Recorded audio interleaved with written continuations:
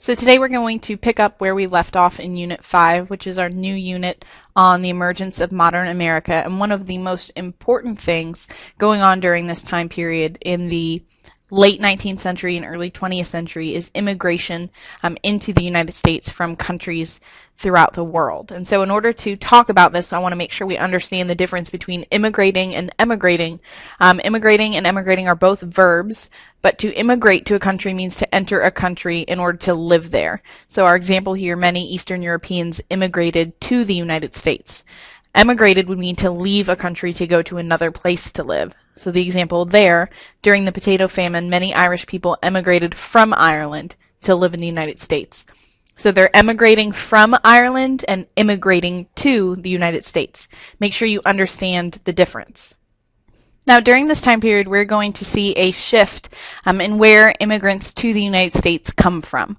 So prior to 1871, before the Civil War, and during most of the Reconstruction period, immigrants to the United States will come from Northern and Western Europe, so countries like Germany, Great Britain, Ireland, Norway, and Sweden. But then we see a change, and after 1871, and about 50 years later, until about 1920, most of the immigrants to the United States will come from Southern and Eastern Europe, so Greece, Poland, Russia, Italy, and countries like present-day Hungary and the former Yugoslavia.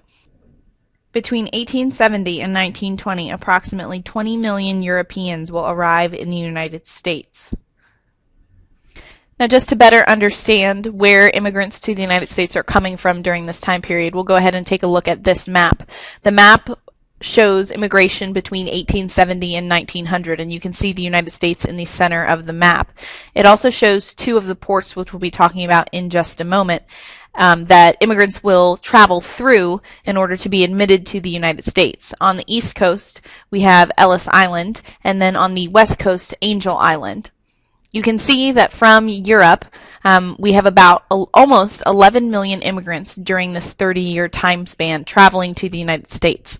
We also have immigrants from China and Japan traveling to the west coast of the United States, and we'll talk about them more in just a little bit, but what we really want to take a look at is the graph in the bottom left corner. The purple line is going to show our old immigrants, or the ones traveling from Northern and Western European countries.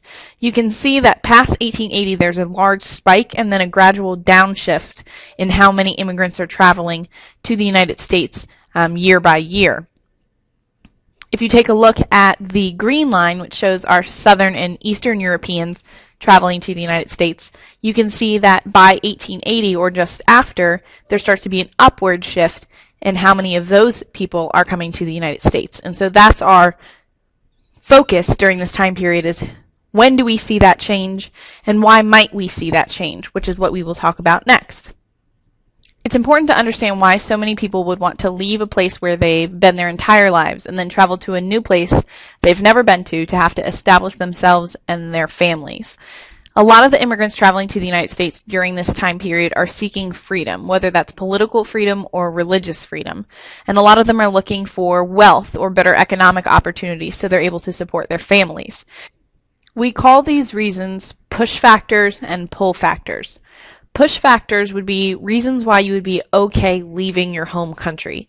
So if you're from Italy and there's a lack of jobs, or there is overpopulation, or you're being religiously persecuted, those would push you out of Italy. You wouldn't want to stay there.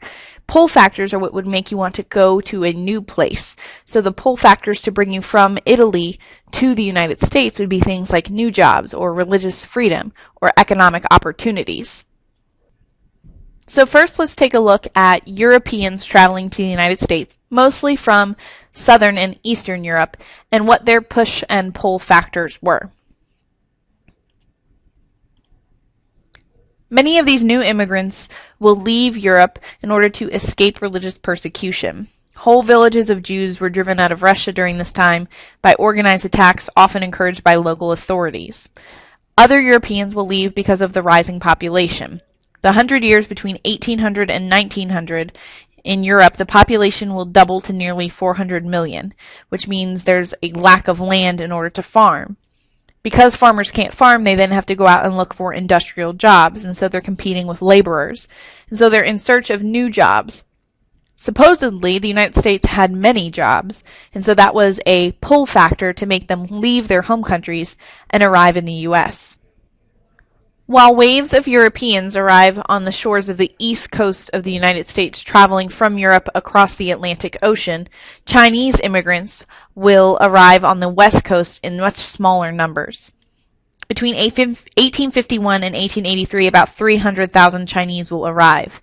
Many of them come in search of wealth, especially after the discovery of gold in 1848, sparking the California gold rush. Chinese immigrants, while they are here, will help to build the Transcontinental Railroad, which we will talk about more in class when we meet. They'll also work as farmers and work in the mines and in domestic service. In 1884, the Japanese government will allow Hawaiian planters to recruit Japanese workers, and so then a Japanese emigration boom, or them leaving Japan for the United States, will begin. No matter what part of the globe immigrants came from, they faced many adjustments to an alien and often unfriendly culture. By the 1870s, almost all immigrants traveled by steamship. To leave Europe and travel across the Atlantic Ocean to the United States took about a week traveling this way. To leave Asia and crossing the Pacific Ocean to arrive in the United States took about 3 weeks. Oftentimes, immigrants traveled in steerage, which were the cheapest accommodations in a ship's cargo hold. They were rarely allowed on deck, and immigrants were often crowded together in the gloom and unable to exercise or catch a breath of fresh air. They often slept in louse-infested or lice-infested bunks and had to share toilets with many other passengers. Under these conditions, disease will spread quickly, and some immigrants will die before they even reach their destination. For those who survived the journey from Europe to the United States, the first glimpse of America could be breathtaking. They would arrive at New York Harbor and see the Statue of Liberty, which had been a gift from the French. We will talk about the Statue of Liberty more in class and its significance. After initial moments of excitement, immigrants often face anxiety. They had to pass inspections at Ellis Island, which was an immigration station, and the processing was a long ordeal. It could take somewhere between 5 hours or more. First, they had to pass a physical examination by a doctor. Anyone with a serious health problem or contagious disease, such as tuberculosis, was promptly sent back to Europe. And those who passed the medical exam then reported to government inspector, who checked documents and questioned them to make sure they met the legal requirements for entering the U.S. Requirements often included proving that they hadn't been convicted of a felony, or demonstrating that they were able to work, or showing that they had some type of money. From 1892 to 1924, Ellis Island will be the chief immigration station in the United States, processing somewhere around 17 million immigrants. While European immigrants traveling to the United States will pass through Ellis Island, Asian immigrants, mostly coming from China, will pass through Angel Island on the west coast of the United States, located in San Francisco Bay, and was responsible for admitting immigrants to the U.S. on the west coast. Between 1910 and 1940, about 50,000 Chinese immigrants entered the U.S. through Angel Island, but the processing situation there is much different than what happened at Ellis Island. Immigrants were often harshly questioned and were held in detention or isolated until they were able to find out whether they had been admitted to the U.S. or rejected. Once admitted to the country, immigrants faced the challenge of assimilating or absorbing themselves and integrating themselves into American culture. They began to assimilate into what was often termed the American melting pot. It was a group of many different cultures and religions and backgrounds all together. They will settle into ethnic neighborhoods and growing cities, which is how you get places like Chinatowns in D.C. or Little Italys in New York. But a lot of them are going to work very hard to incorporate themselves into American society. So they'll work very hard to learn English and adopt American customs, and most adults strive very hard to become American citizens. Enrollment in public schools will play an essential role in this process.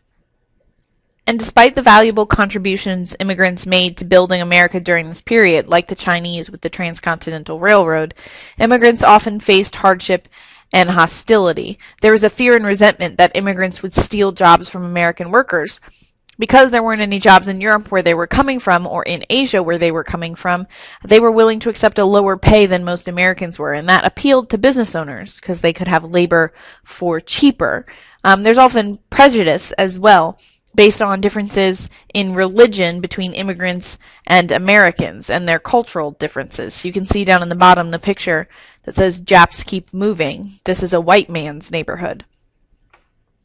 Mounting resentment led Congress to limit immigration to the United States in two ways. The Chinese Exclusion Act of 1882 banned entry to all Chinese except for students, teachers, merchants, tourists, and government officials. It's put into effect in 1882 for a period of 10 years, and in 1892 it's then renewed for another 10 years. In 1902 it was then renewed indefinitely until it's finally repealed in 1943. Almost 20 years after the passage of the Chinese Exclusion Act in 1882, Congress will pass another act, the Immigration Restriction Act of 1921.